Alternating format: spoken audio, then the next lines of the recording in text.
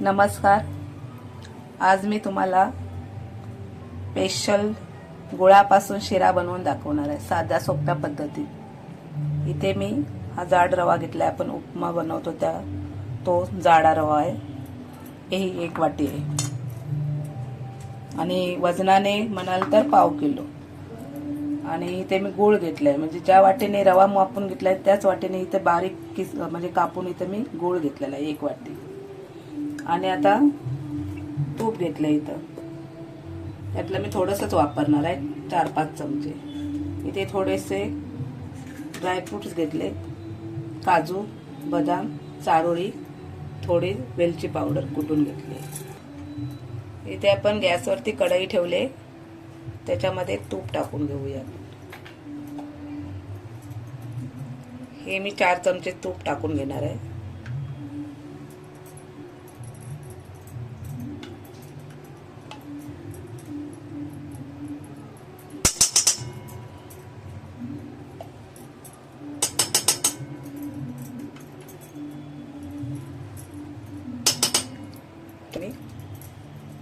ते मी दुसऱ्या साईडला दूध आणि पाणी मिक्स करून गरम करून घेतलंय आणि त्याच्यामध्ये 1 चमचा तूप टाकलंय. तूप का टाकलंय की आपला जो काय शिरा करू तो आपला जास्त वेळापर्यंत नरम राहू शकतो.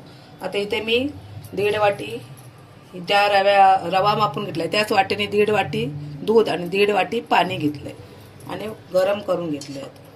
आपण रव्यामध्ये थंड पाणी वापरायचं नाही. तुम्हाला जर पाणीच वापरायचं असेल तरी चालेल. मी इथं दूध पाणी दोन्ही समान घेतलंय आणि त्याच्यामध्ये 1 चमचा तूप टाकून घेतलंय. आता आपण इथे तूप टाकलंय ते चांगलं कडकडीत गरम करून घेऊया. आता इथे मी 1 वाटी रवा घेतलाय, तर आपल्याला त्या जाड रवा आहे त्याच्यामुळे 3 पट पाणी घालायचंय. पाणी किंवा दूध, तुम्हाला दूध घालायचं असलं तर 3 वाट्या दूध घ्यायचं किंवा 3 वाट्या पाणी घ्यायचं 1 वाटी रव्यासाठी. हे पाण्याचं प्रमाण आहे. तूप चांगलं गरम झालंय, चांगलं कडकडीत तूप असं गरम करून घ्यायचं, म्हणजे आपला रवा टाकल्या फुलला पाहिजे त्याच्यामध्ये. आणि गॅस आपला स्लो करायचा आहे एकदम, आणि स्लो गॅसवरती आपल्याला हा रवा छानपैकी बदामी रंग येईपर्यंत भाजून घ्यायचा आहे तुपावरती. आता आपण हे ड्रायफ्रुट्स घेतले ते याच्यामध्ये रव्यामध्ये घालून मी भाजून घेते रव्याबरोबर. याच्यामध्ये बेदाणे घालू शकता किंवा एखादं पिकलेलं नरम असं केळं बारीक बारीक कट करून घालू शकतो ह्या टायमिंगला. एवढा अर्धवट रवा भाजत आला की त्याच्यामध्ये घालायचं.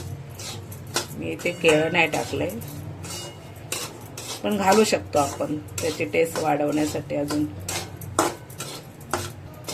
इथे आपला छान बघा असं रवा आपला भाजलाय, किती कलर चेंज झालाय बघा.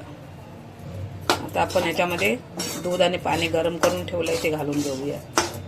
हे थोडं थोडं हातावर येईल, आपल्याला जपून थोडं थोडं मिक्स करायचं. गरम असल्यामुळे ते वाफ येऊ शकते हातावरती. हळूहळू मिक्स करायचं आहे त्याच्यामध्ये.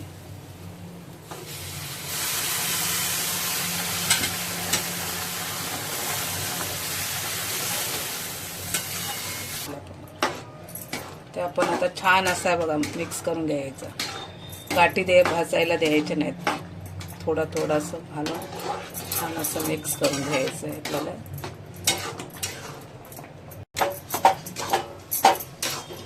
आता आपण घातलेलं दूध पाणी पूर्णपणे रव्याने शोषून घेतलंय.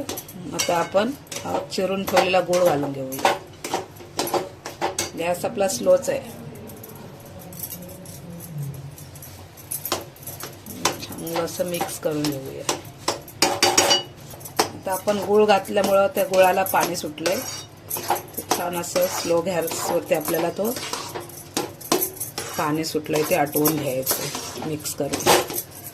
थोड्या वेळासाठी झाकण ठेवायचं आहे 2 मिनिटासाठी. मिक्स करून झाल्यावर गूळ इथे आपण वेलची पावडर ठेवली आहे कुठून, ती घालून घेऊया.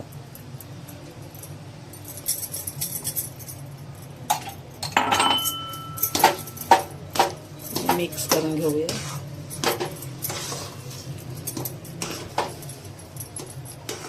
छान आपला मिक्स करून झालाय. आता याच्यावरती मी 1 चमचा पातळ केलेलं तूप टाकून देते वरून. मिक्स करते आणि आता गॅस बंद करते.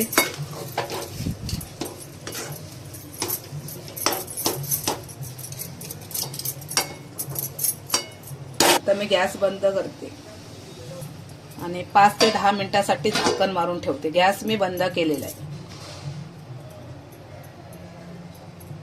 आपली 10 मिनिटं झाले. गॅस बंदच होता आपला, फक्त मी वाफ देण्यासाठी झाकण मारलं होतं. आता मी काढून बघते झाकण. म्हणजे झाकण ठेवल्यामुळं आतल्या वाफेने तो छान आपला तयार होतो. मिक्स करून घेऊया चांगलं.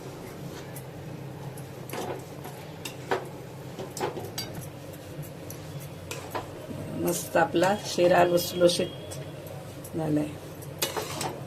छान असं.